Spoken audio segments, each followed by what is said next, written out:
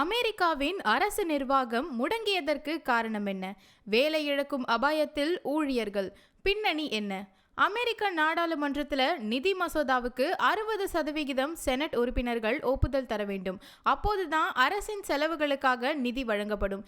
இந்த நிலையில நிதி மசோதாவுக்கு ஆதரவாக குடியரசுக் கட்சி உறுப்பினர்கள் 53% பேரும், ஜனநாயக கட்சியின் 47% உறுப்பினர்களும் வாக்களிச்சாங்க.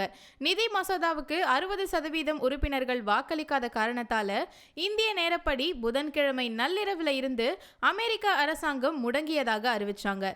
அமெரிக்கா தன்னுடைய அதிகாரப்பூர்வ சோசியல் மீடியா பக்கத்துல டெமோக்ராட் ஷட்டவுன் என்று குறிப்பிட்டுள்ளது.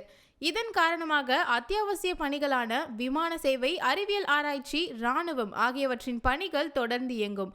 ஆனா அந்த ஊழியர்களுக்கான சம்பளம் வழங்கப்படாது.